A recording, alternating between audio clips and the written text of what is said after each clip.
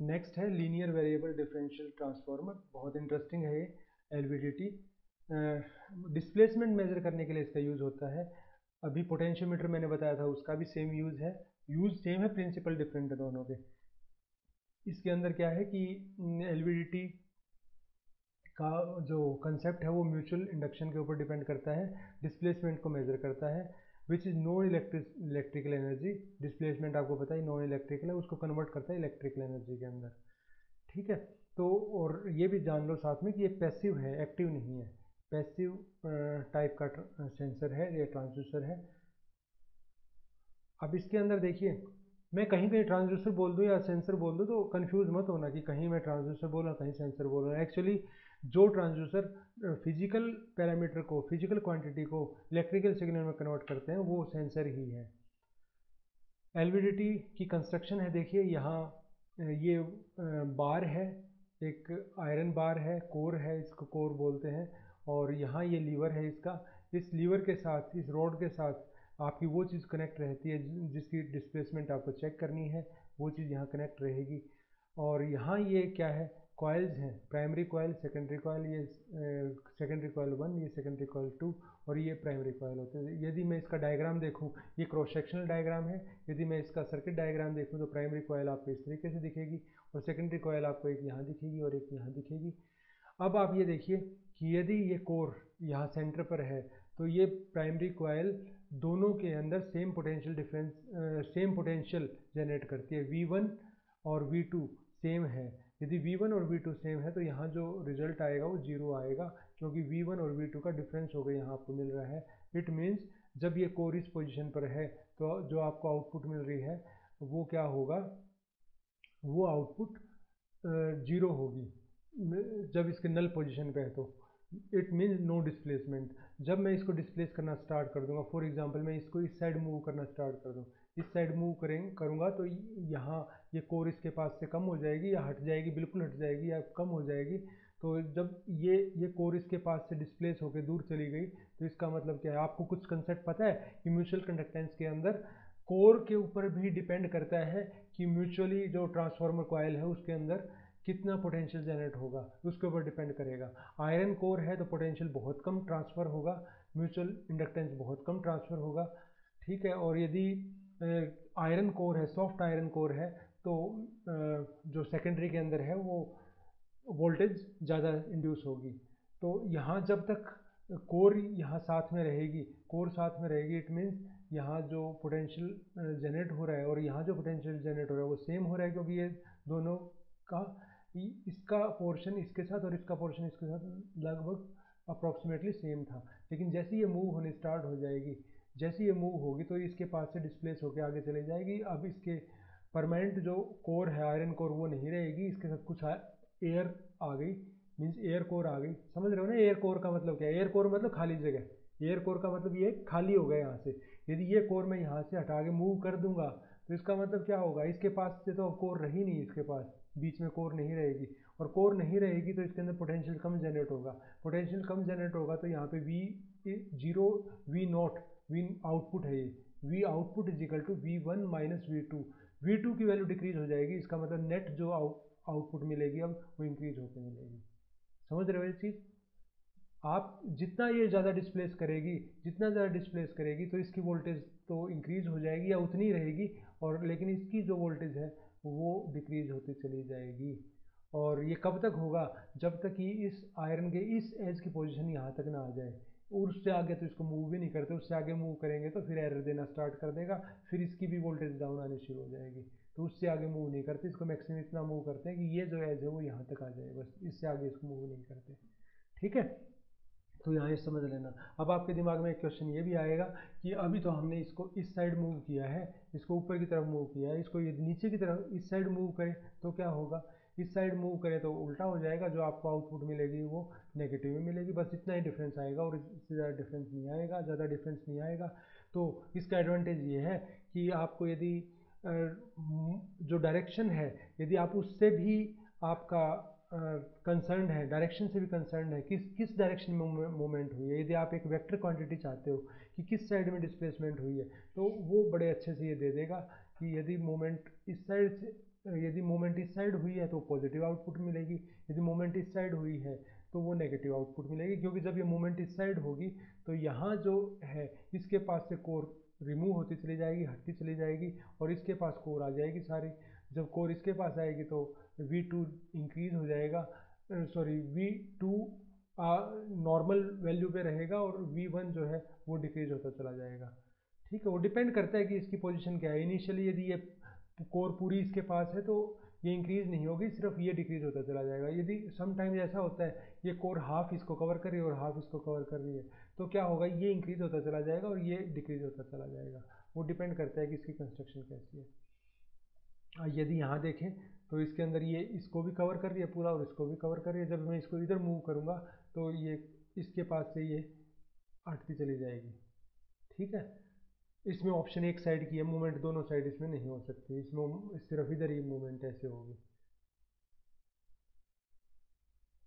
यहाँ ये आपको दिखाई दे रहा है इसका ओवरव्यू। ये यदि मैं कट सेक्शन दिखाता हूँ तो इसकी कोर है, कोर के अंदर आप देखिए कोर की मूवमेंट होगी, यहाँ कॉयल है इसमें, ये यहाँ कॉयल है। ठीक है, ये कॉयल है, प्राइमरी कॉयल और सेकेंडरी कॉयल।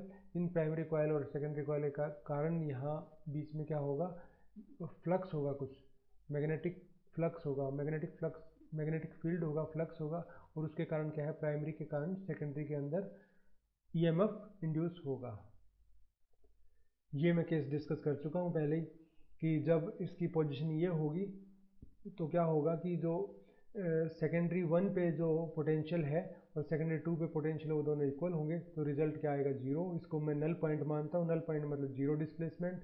और मैं इससे आगे नेक्स्ट पे चलता हूँ, तो अब यहाँ देखिए इसकी मूवमेंट हो गई, यहाँ इस साइड मूव किया है, इस साइड मूव करेगा तो क्या है कि E1 सेकेंडरी जो 1 नंबर कॉयल है, सेकेंडरी है दोनों, ये कॉयल भी सेकेंडरी, ये भी सेकेंडरी है, सेकेंडरी 1 सेकेंडरी 2, ये प्राइमरी है। तो सेकेंडरी 1 के ऊपर के साथ देखोगे तो यहाँ कोर है और यहाँ कोर नहीं है इस टाइम में, तो इट मीन्स यहाँ जो वोल्टेज होगी वो कम होगी और यहाँ वोल्टेज ज़्यादा होगी, तो ज़्यादा होगी तो यहाँ डिफरेंस आएगा, और जो डिफरेंस है, जो नेट आउटपुट है, वो आपको ये बताएगी कि डिस्प्लेसमेंट हुआ कितना है। नेक्स्ट पे चलते हैं।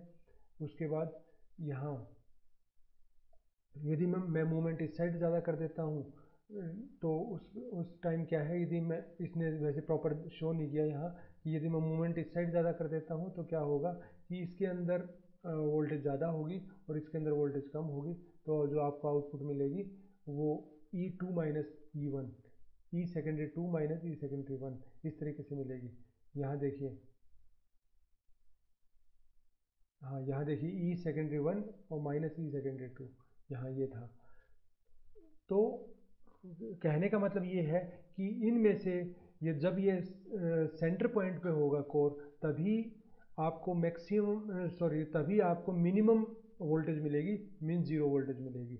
यदि आप इस साइड मूव करेंगे या इस साइड मूव करेंगे तो किसी एक का जो पोटेंशियल है सेकेंडरी कॉइल्स के ऊपर वो इंक्रीज़ हो जाएगा। इंक्रीज़ होने से क्या है कि मैं उसको ये कहूँगा कि अनबैलेंस हो गया ये। ठीक है, पहले क्या था, जब जीरो था तो बैलेंस था ये।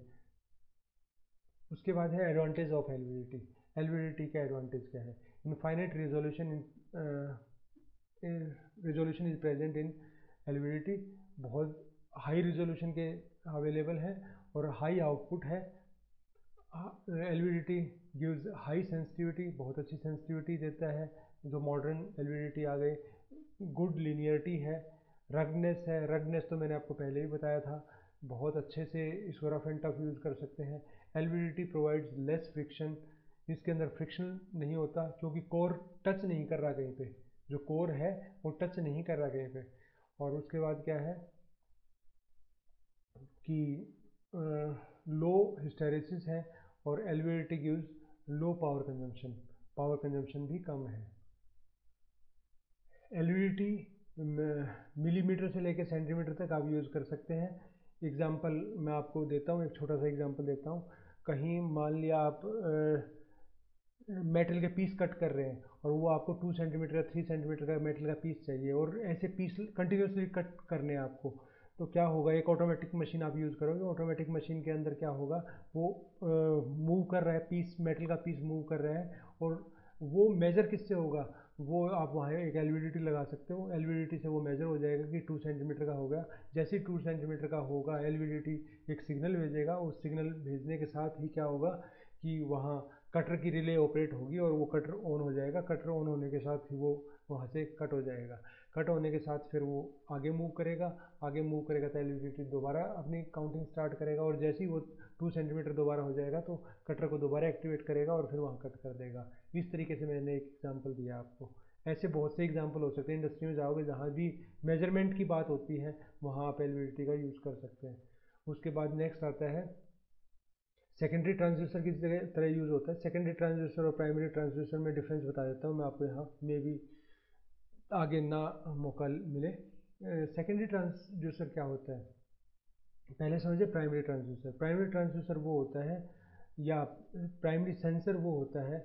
एक्चुअल में तो जो सेंसर जो होते हैं वो तो हमारे सारे प्राइमरी ट्रांसड्यूसर ही होते हैं, सेकेंडरी ट्रांसड्यूसर नहीं होते।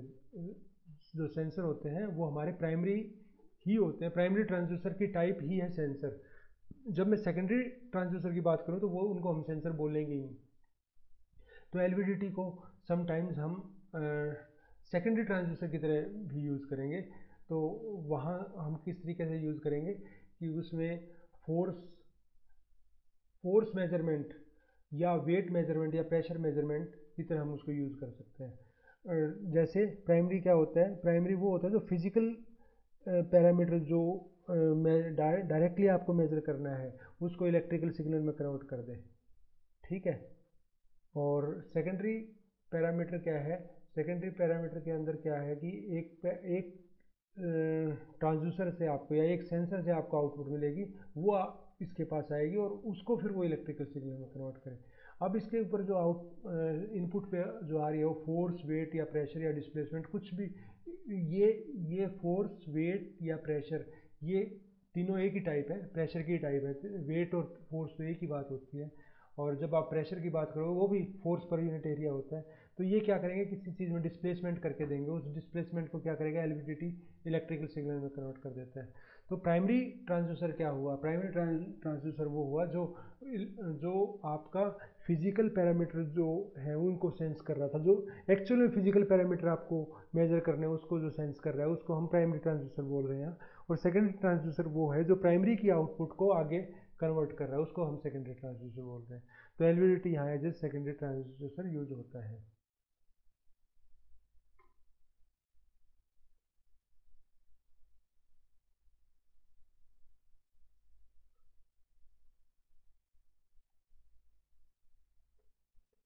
यहाँ देखिए मैंने एलवीडीटी की कैरेक्टरिस्टिक ड्रॉ की है।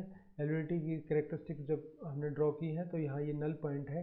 इस नल पॉइंट को आप देखिए कि यहाँ जब नल पॉइंट पे होगा, नल पॉइंट मैंने बताया था, कोर जब एक सेंटर पोजीशन पर है तब रिजल्ट जो है, जो आउटपुट जो आ रही है वो जीरो आएगी। यहाँ जीरो नहीं, कुछ थ्रेशोल्ड कुछ ले रखी है वैल्यू, लेकिन हम उसको जब मेजरमेंट में शो करेगा तो जीरो ही शो करेगा। उसके बाद जब मैं इस साइड मूव करता हूँ, मीन्स जब मैं एक साइड मूव करता हूँ तो उस टाइम रिजल्ट नेगेटिव्स आएंगे, और एक जब दूसरी साइड मूव करता हूँ अदर साइड तो जो रिजल्ट आएंगे वो पॉजिटिव आएंगे। लेकिन मैग्नीट्यूड दोनों तरफ देखो इंक्रीज हो रहा है, आप देखिए ध्यान से मैग्नीट्यूड बोथ साइड इंक्रीज कर रहा है। तो कोर की पोजीशन आप किस साइड भी मूव कर सकते हैं, आप इस साइड मूव करेंगे तब भी मैग्नीट्यूड इंक्रीज होगा, जब आप इस साइड मूव करेंगे तब भी मैग्नीट्यूड इंक्रीज होगा। डिफरेंस सिर्फ इतना है कि एक तरफ साइन माइनस का होगा, एक तरफ प्लस का होगा। इट मीन्स आप उसको एलवीडीटी को यूज़ कर सकते हैं डायरेक्शनल मोशन चेक करने के लिए भी कि किस डायरेक्शन में मोशन हो रही है। ऑप्टिकल एनकोडर बहुत इम्पोर्टेंट सेंसर है, और इसका यूज़ आगे जब मैं आपको नेक्स्ट लेक्चर्स के अंदर जब एक्चुएटर करवाऊंगा तब सर्वो मोटर्स आएंगे, सर्वोज आएंगे, तो उसके अंदर इसका बहुत ज़्यादा यूज़ होता है।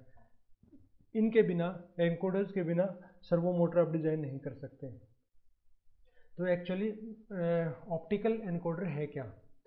ऑप्टिकल एनकोडर मैकेनिकल मूवमेंट को इलेक्ट्रिकल सिग्नल में कन्वर्ट करता है। मैकेनिकल मूवमेंट को इलेक्ट्रिकल सिग्नल में कन्वर्ट किया जाता है, समझ गए?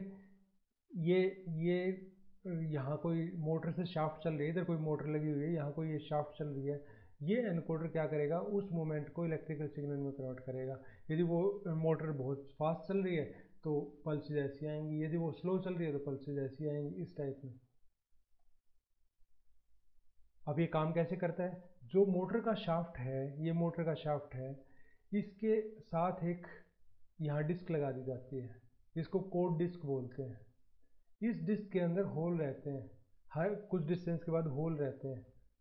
जो होल होंगे उसके अंदर से यहाँ एक एलईडी होगा, एलईडी ट्रांसमीटर एलईडी होगा, यहाँ लेंस होगा, लेंस उसको फोकस करेगा और वो पास किस में से करेंगे, होल्स में पास करेंगे। होल्स में पास करने के बाद वो रिसीवर के अंदर जाएंगे या सेंसर के अंदर जाएंगे। अब देखिए, अब जितनी अब देखिए हर एक यहाँ जो ये होल्स बने हुए हैं, कट है उनके बीच में, पहले होल है फिर होल नहीं है, फिर होल है फिर होल नहीं है, फिर होल है फिर होल नहीं है, इस टाइप में, समझ रहे हो। एक डिस्क ले लो, उसके अंदर लाइन में रोटेशन में होल कर दो आप, छोटे छोटे होल कर दोगे तो उन होल्स में से जब लाइट पास करेगी तो वो इस सेंसर इसको सेंस करेगा और वहाँ आउटपुट में एक पल्स जनरेट करेगा। पल्स आप यहाँ देख पा रहे हैं, देखिए ये ऐसी पल्स जनरेट करेगा। जब होल नहीं है तो आउटपुट जीरो आ रही है, जब होल है तो ये आ गया, जब होल नहीं है तो जीरो आ गई, जब होल है तो पास हो गया, आउटपुट आ गई। इस टाइप में इलेक्ट्रिसिटी जनरेट करेगा, सिग्नल जनरेट करेगा। और वो सिग्नल किस चीज़ के लिए यूज़ होते हैं, वो सिग्नल उसकी पोजीशन बताते हैं और वो उसको कंट्रोल करने के लिए यूज़ होते हैं। फिर that pulse is used as the feedback signal, उसको फीडबैक की तरह यूज़ किया जाता है। मान लिया स्पीड ज़्यादा होगी, रिक्वायर्ड जितनी है उससे ज़्यादा स्पीड हो गई तो क्या है, फीडबैक सिग्नल जाएगा और इसका मतलब पल्स ज़्यादा जनरेट होगी, पल्स ज़्यादा जनरेट होंगी और ये पल्स जब फीडबैक में जाएंगे तो क्या होगा कि वो मोटर को कंट्रोल कर लेगा। तो सर्वो मोटर इसी बेस पे काम करती है। जब एक्चुएटर पढ़ेंगे तो हम मोर डिटेल में बात करेंगे इसकी। तो अभी तो ये देखिए कि ऑप्टिकल एनकोडर काम कैसे करता है। ऑप्टिकल एनकोडर के लिए मैंने बताया यहाँ डिस्क होती है, ये शाफ्ट मोटर से जुड़ा होता है, ये रोटेट करेगा, रोटेट करने के साथ साथ ये जितना फास्टली रोटेट कर रहा है, हर बार क्या होगा, ये बीच में से कट होगा, कट होने के बाद क्या होगा, ये हर होल से जो लाइट है इस पे सेंसर पे पड़ेगी और उसके बाद ये इस टाइप की वेवफॉर्म जनरेट हो जाएंगी। वेवफॉर्म जनरेट होने के बाद उन वेवफॉर्म्स को आगे यूज़ किया जाएगा। तो ये एनकोडर जो है वो रोटरी टाइप के एनकोडर होते हैं, लीनियर टाइप के एनकोडर होते हैं। रोटरी और लीनियर दोनों ही आगे इंक्रीमेंटल होते हैं, एब्सोल्यूट होते हैं। ये वायर होता है और ये लीनियर विद स्केल, ये एब्सोल्यूट और लीनियर दोनों इसके अंदर होते हैं। अब एब्सोल्यूट और लीनियर सॉरी इंक्रीमेंटल और एब्सोल्यूट में डिफरेंस देख लो, ये मैंने गलत बोल दिया, लीनियर और एब्सोल्यूट। इंक्रीमेंटल और एब्सोल्यूट, यहाँ भी इंक्रीमेंटल और एब्सोल्यूट, उसमें डिफरेंस देखिए। ये रोटरी और इसका तो समझ आ गया, और रोटरी और लीनियर का तो आपको डिफरेंस समझ आ गया होगा। जहाँ ये देखिए जो मैंने डायग्राम दिखाया, इसमें जो रोटरी मोशन है, इसमें यदि रोटरी मोशन ना हो के लीनियर मोशन हो, लीनियर इस टाइप में मोशन हो, तो उसको हम लीनियर एनकोडर बोलेंगे। ठीक है, यहाँ ये क्या है कि रोटरी एनकोडर है। यहाँ इंक्रीमेंटल एनकोडर है। देखिए इंक्रीमेंटल एनकोडर के अंदर एक ही एलईडी होती है और एक इसके अंदर ये होल बना दिए जाते हैं। देखो ये होल बने हुए हैं, ये होल बने हुए हैं और इन होल से इलेक्ट्रिक जो ऑप्टिकल सिग्नल है वो पास होकर यहाँ जाता है। ये सेंसर इसको सेंस, फोटो सेंसर इसको सेंस करता है। ठीक है, और यहाँ इलेक्ट्रिकल सिग्नल आगे सर्किट के अंदर इलेक्ट्रिकल सिग्नल जनरेट होता है, पल्स की फॉर्म में जनरेट होता है। ये इंक्रीमेंटल एनकोडर बोलते हैं इनको। इसकी एक कमी ये है कि सारी विंडोज़ जो है वो सेम है, सभी विंडोज़ सेम है। और मान लिया बाई चांस पावर चली जाए, मान लिया बाई चांस पावर चली जाए और ये एनकोडर उस टाइम जहाँ है तो एग्जैक्टली पोजीशन नहीं बता पाएगा कि हम किस जगह पे हैं इस टाइम। इस टाइम हम इस रोटर, जो ये रोटर है, इसकी एक्चुअल पोजीशन क्या है। यदि मैं किसी एक एंगल को, किसी एक पॉइंट को, रेफरेंस को मान लिया जीरो सेट कर लूँ, मान लिया ये जीरो रेफरेंस लाइन है, मैं यहाँ लाइन लगा देता हूँ पेन से, तो इस पेन से जो लाइन लगाई है उसके रेफरेंस में ये नहीं बता सकते अभी हमारा एंगल कितना है। यदि बीच में एक बार लाइट चली गई तो, या बीच में पावर लूज कर दी तो हमने, तो उस टाइम में ये चीज़ फेल हो जाती है। जहाँ आपको प्रिसीजन चाहिए, आपको सिंपल डिस्टेंस मेजर करना है, डिस्टेंस आप सिंपल है, आपने सिंपल कैलकुलेशंस करनी है, तो ये बहुत ठीक है। लेकिन जब आपको प्रेसाइज कैलकुलेशंस करनी है तो आपको क्या करना पड़ेगा, तो आपको ये एब्सोल्यूट एनकोडर चाहिए। आपने ध्यान दिया होगा कि पुराने टाइम में जो प्रिंटर होते थे, या पुराने टाइम में जो इलेक्ट्रॉनिक टाइपराइटर होते थे, या पुराने टाइम में डॉट मैट्रिक्स प्रिंटर आते थे, वो होते थे, तो और बीच में लाइट चली गई। बीच में लाइट जाने के बाद आपने यदि ध्यान दिया हो, जब लाइट आती थी तो वापस वो अपनी जीरो पोजीशन पे आता था, क्योंकि यदि वो बीच में है कहीं, बीच में कहीं है, तो उसको ये नहीं पता होगा कि मैं किस जगह पे हूँ अभी, तो वापस अपनी जीरो पोजीशन पे आता था। तो जब इंक्रीमेंटल एनकोडर यूज़ करते हैं तो हमारे साथ प्रॉब्लम यही होती है, सिस्टम के साथ यही प्रॉब्लम होती है कि उसको या तो उसकी आप एक रेफरेंस जीरो पॉइंट सेट करो, उसके ऊपर वो घूम के स्टार्टिंग वहीं से करेगा दोबारा, ठीक है। लेकिन यदि एक बार लाइट चली गई और दोबारा वो यहाँ से स्टार्ट नहीं कर सकता, दोबारा ये यहाँ से शुरू नहीं हो सकता। उसको या तो आप एक रेफरेंस सेट करोगे, यदि आपने किया तो कोई रेफरेंस सेट किया हो, तो लाइट आते ही क्या होगा, वो अपने रेफरेंस पॉइंट पे आएगा, पहले वहाँ से आगे बढ़ेगा दोबारा, तब उसको अपनी लोकेशन पता होगी कि प्रॉपर लोकेशन। जो मैंने प्रिंटर का एग्जांपल दिया, इसमें आपको एब्सोल्यूट एनकोडर या इंक्रीमेंटल एनकोडर जो भी यूज़ हो रहा है आपका, तो वहाँ लीनियर टाइप का यूज़ हो रहा है, ठीक है। तो पुराने टाइम में जब मैं एग्जांपल दे रहा था कि वो उस जगह से दोबारा शुरू नहीं कर सकता, वो आपको उसको वापस जीरो पर आना पड़ेगा। तो इसका मतलब मैं किस टाइप का एग्जांपल दे रहा हूँ, मैं इंक्रीमेंटल एनकोडर लीनियर टाइप उसका एग्जांपल दे रहा हूँ।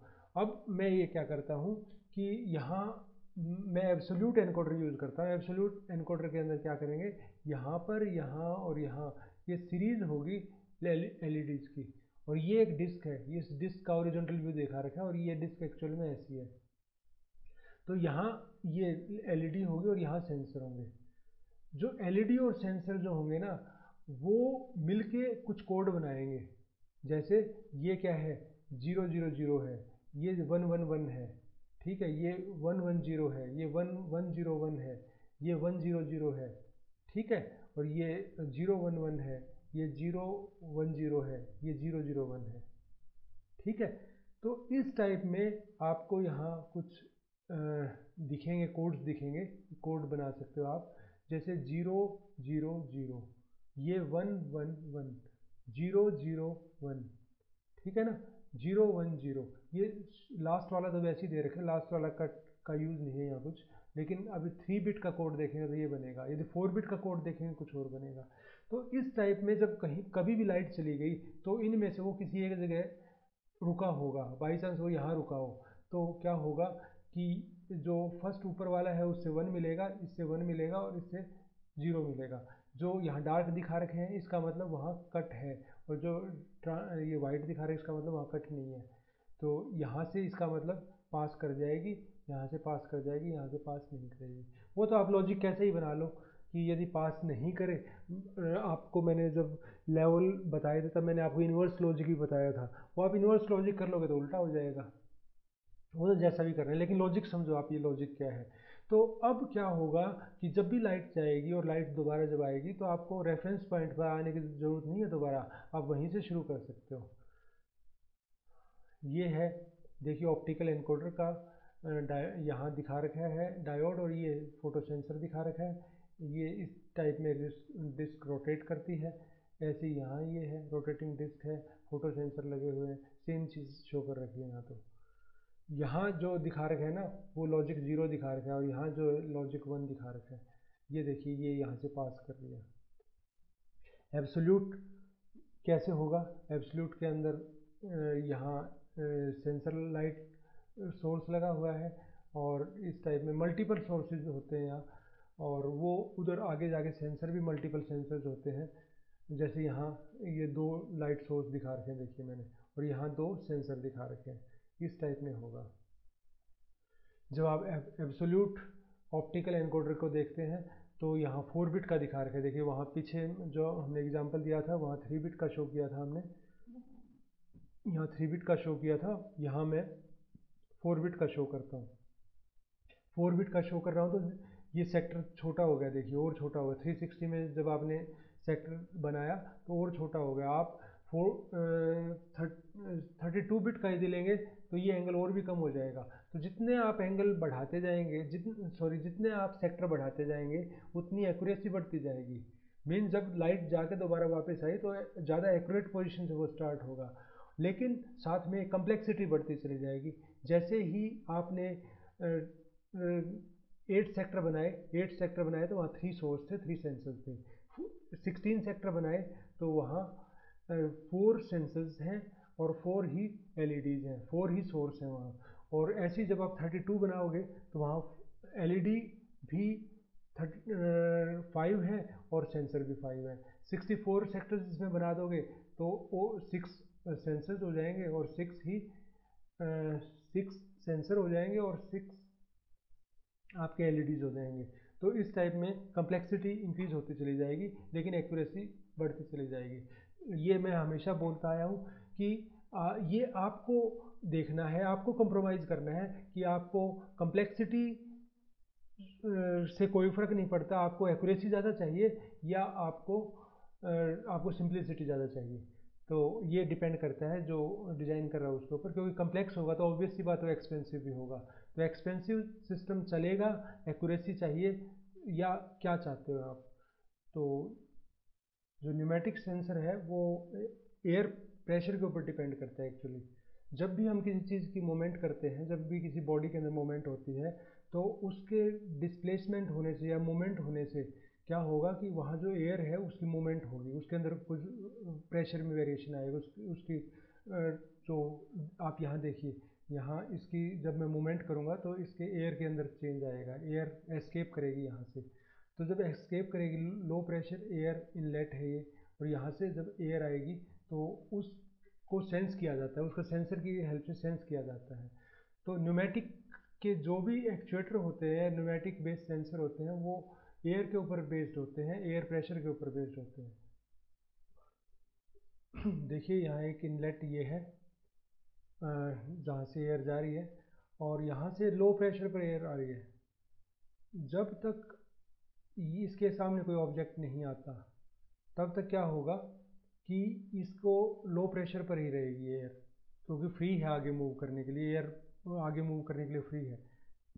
जब इसके सामने कोई ऑब्जेक्ट आ गया तो यहाँ जितना भी ये क्लोज आता जाएगा उतना ही क्या होगा, उतना ही ये उसको रेजिस्ट करेगा, एयर को रेजिस्ट करेगा और यहाँ हाई प्रेशर क्रिएट करेगा। जितना क्लोज आएगा उतना प्रेशर बढ़ता जाएगा, उस प्रेशर को सेंस कर लिया जाएगा, उस प्रेशर एयर प्रेशर को सेंस करके उसके बाद उसके कॉरस्पॉन्डिंग सिग्नल इलेक्ट्रिकल सिग्नल में कन्वर्ट कर लिया जाएगा। और जितना इलेक्ट्रिकल सिग्नल ज़्यादा होगा उसके कॉरस्पॉन्डिंग ये पता लग जाएगा कि ऑब्जेक्ट कितना नज़दीक है।